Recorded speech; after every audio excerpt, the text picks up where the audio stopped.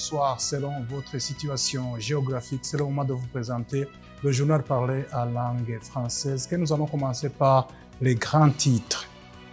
Les agriculteurs du Burundi devront utiliser le fertilisant IRE sur tout le territoire national. Cela a été dit par le Premier ministre Gervais Ndirakobucha. Vous entendrez les détails dans ce journal. Les différents indicateurs du climat d'affaires au Burundi montrent que le climat d'affaires au Burundi est attrayant comparativement à d'autres pays. Cela aussi a été dit par le directeur général de l'Agence burundaise de développement. Vous le suivrez dans ce journal. Ce n'était que les grands titres.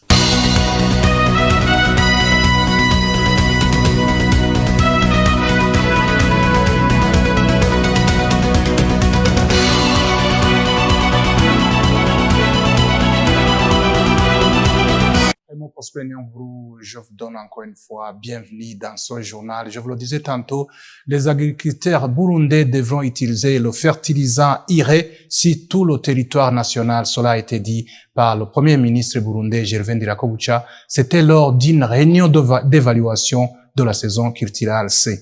Suivez Elvis Mounianeza, reportage. La non-disponibilité en quantité suffisante des fertilisants ainsi que la dolomie sont parmi les questions soulevées que rencontrent les agriculteurs. C'était lors de la réunion d'évaluation de la saison culturelle C. Étaient présents le Premier ministre Gervais Ndirakobucha, ministre de l'Intérieur, ministre de l'Agriculture, ainsi que différents gouverneurs des provinces. Le ministre de l'Agriculture, Sanctus Nilagira, a signalé que la demande élevée des fertilisants et la dolomie dans les provinces frontalières pourrait être due à la fraude. Remarquez que la commande de fertilisants et la dolomie est élevée dans les provinces tout près des frontières. Je n'accuse personne, mais il faut prendre garde pour que les fraudes commises dans la commercialisation ici ne se répètent pas dans la distribution de fertilisants.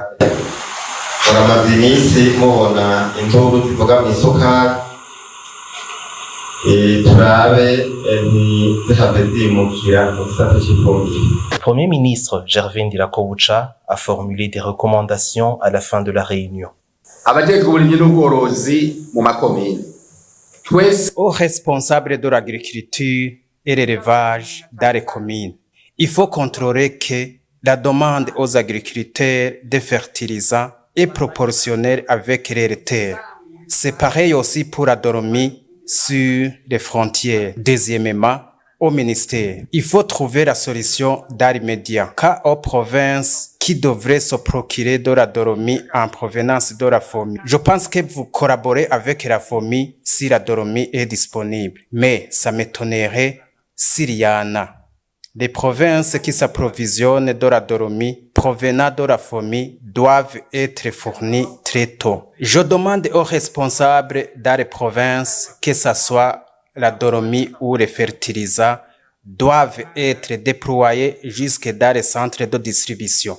N'attendez pas de la faire à la dernière minute, au risque de manquer le carburant. Il faut qu'il soit acheminé tout près des agriculteurs et non pas les garder dans les stocks.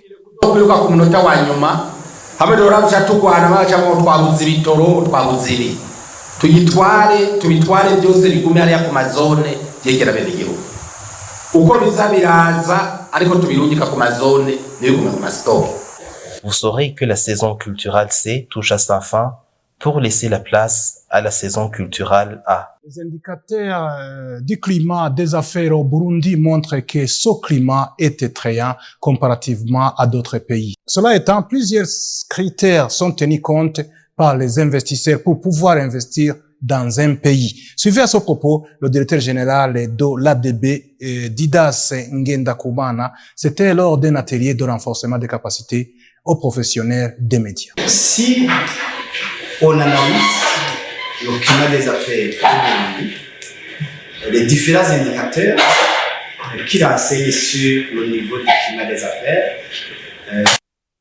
globalement, le Burundi a un climat des affaires attractif comparativement aux autres pays de la sous-région et même du monde entier. Si on essaie de les analyser de façon objective. Et la question que vous posez est de savoir si, comme je l'ai déjà signalé, le Burundi offre un climat des affaires attractif. Et vous voulez savoir pourquoi alors il n'y a pas de bousculade, pourquoi les investisseurs ne se bousculent pas pour pouvoir investir en Burundi. Ce que j'aimerais signaler quand même ici est de vous dire que pour pouvoir décider d'investir, il y a plusieurs facteurs qui sont tenus en considération par les investisseurs. Ce n'est pas seulement la prise en compte des indicateurs que j'ai déjà signalés ici et qui est mise en jeu.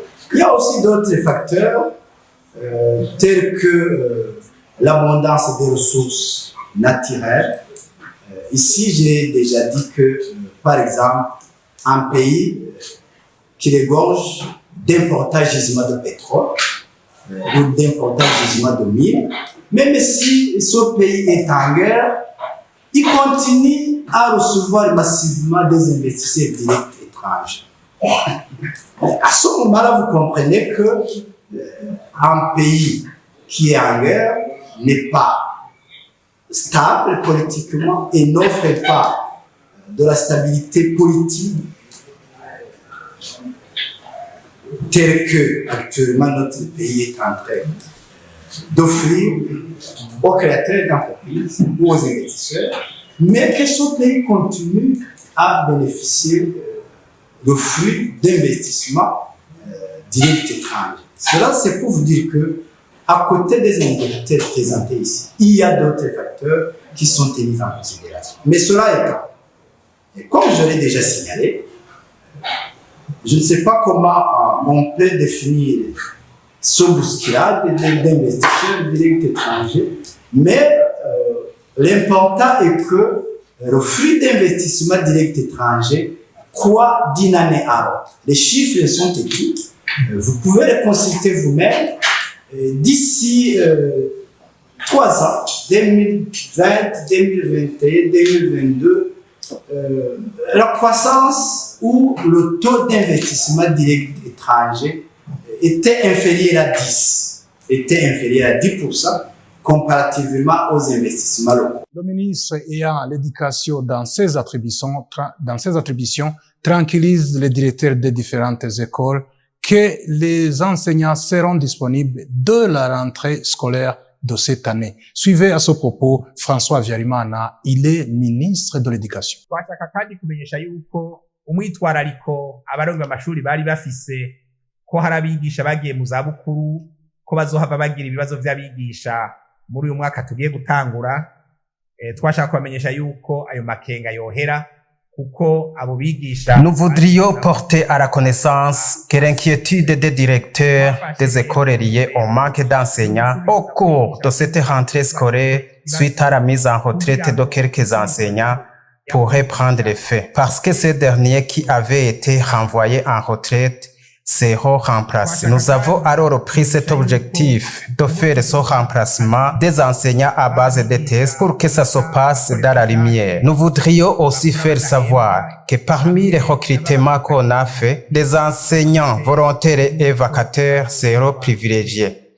Les autres auront du travail après ces vacataires et volontaires. Nous voudrions par suite vous informer qu'au cours de ce recrutement, la population autochtone sera mise en avant pour qu'elle aussi se sente intégrée. Nous voudrions en fait vous informer que s'il advenait que tel ou tel enseignant abandonne le travail, pour le remplacer, on va suivre la liste selon les points obtenus lors de la passation du concours de recrutement. Twashaka kumenyesha kandi yuko muri uyu mwaka w'ishure tugiye gutangura bishitse umwigisha uyu cankuriya agaheba akazi mu kumusubiriza tuzokurikiza urutonde tuzoba dufise rw'abakoze ibibazo dukurikije ingene bagiye bararushanya amanota. Les travaux de construction de logements sociaux dans le site Sokarti en zone Kamenge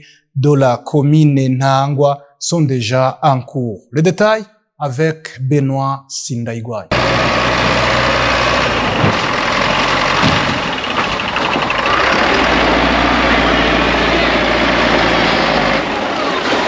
Il est 10 heures du matin, nous sommes dans la zone Kamenge, commune Ntahangwa, dans un quartier communément appelé Sokartier. Le travail de démolition et de préparation à l'endroit où sera érigé des logements sociaux est en cours. Un des chefs de chantier que nous nous sommes entretenus nous a fait savoir qu'ils sont encore dans la phase préliminaire. Dans ces travaux, on va commencer à la destruction des anciennes maisons et de préparer le terrain, a-t-il dit.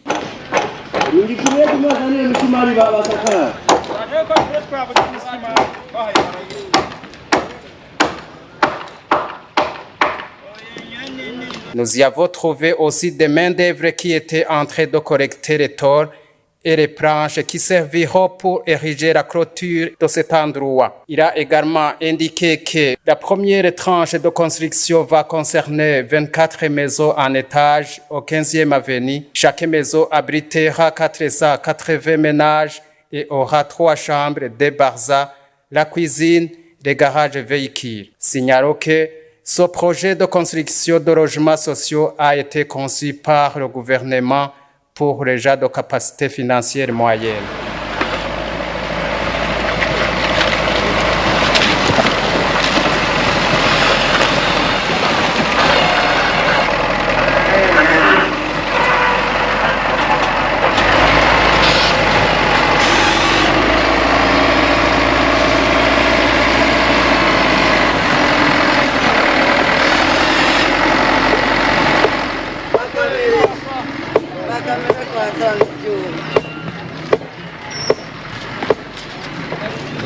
Clôturons ce journal par l'actualité internationale préparée par Patrice Kini. La France a accueilli 5 Afghans menacés par les talibans et exilés au Pakistan voisin. Une opération d'évacuation réclamée de longue date par les gens qui les soutiennent. Parmi elles, il y a une ancienne directrice de l'Université des sciences, une consultante pour les ONG, une présentatrice de télévision et aussi une enseignante dans une école secrète de Kaboul. Elles ont en commun de ne pas avoir pu bénéficier des ponts aériens vers les pays occidentaux lors de la chute du pouvoir aux mains des talibans et d'avoir dû fuir par leurs propres moyens vers le Pakistan limitrophe. Depuis son retour au pouvoir, le régime taliban a progressivement réduit les droits des Afghans qui ne peuvent plus être scolarisés après 12 ans, accéder aux universités, ni au parc ou aux salles de sport. Les femmes qui doivent se couvrir entièrement lorsqu'elles seront en dehors de chez elles n'ont plus ces droits. Également de travailler pour les ONG et sont aussi exclus de la plupart des postes de fonctionnaires. En Afrique du Sud, il y a quelques années encore, voir un ballon ovale dans les rues de certains quartiers sud-africains était inimaginable. Malgré les victoires en Coupe du Monde en 1995 et en 2007, le rugby sud-africain a longtemps gardé auprès des populations non blanches l'image de l'apartheid. Le titre acquis en 2019 semble avoir changé la donne, notamment grâce à la présence de Siya Kolisi.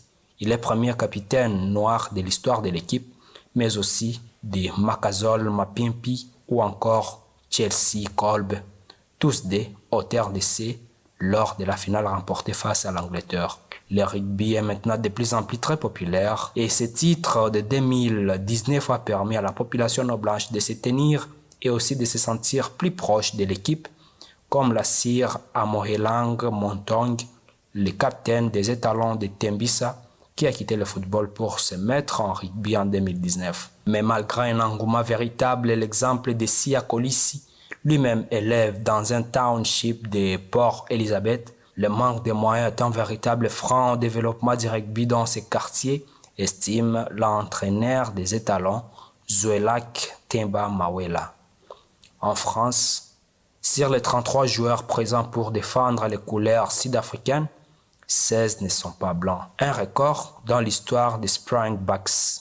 Le gouvernement camerounais ferme près de 500 écoles primaires privées dans 6 régions du pays pour avoir opéré de façon clandestine. Une décision qui intervient en 2 semaines du début de la nouvelle année académique qui a commencé hier, 4 septembre. La décision concerne précisément 494 établissements d'enseignement primaire des régions de l'Adamaoua, du centre, du littoral, de l'ouest, de l'est et du sud qui ont reçu l'ordre de fermer leurs portes faute d'autorisation d'ouverture. Certains établissements ayant au préalable eu l'autorisation de fonctionner font aussi l'objet de sanctions pour non-extension de leur permis, tandis que d'autres ont été fermés pour avoir construit dans des zones dangereuses et pour avoir des infrastructures inadaptées. La décision des autorités d'enseignement primaire laisse les parents, les élèves et les acteurs de l'éducation dans des écoles touchées dans un état de certitude, presque de désarroi car l'année scolaire 2023-2024 est proche. Cette décision émanant du ministère de l'Éducation de base, Laurent Serge et Tundungoa, n'est pas une surprise puisque la fermeture des écoles primaires et secondaires avant chaque année scolaire au Cameroun est courante. D'ailleurs, 370 écoles primaires et 117 écoles secondaires ont été fermées en 2022 au même motif. C'est pas ici que nous mettons un point final à ce journal. Merci à vous tous qui l'avez suivi. Merci à tous mes collègues qui ont collecté toutes ces infos. Raymond Prosper Nyonguru qui vous l'a présenté. Je vous souhaite de passer de bons moments en compagnie de votre télévision préférée, BTV. Au revoir.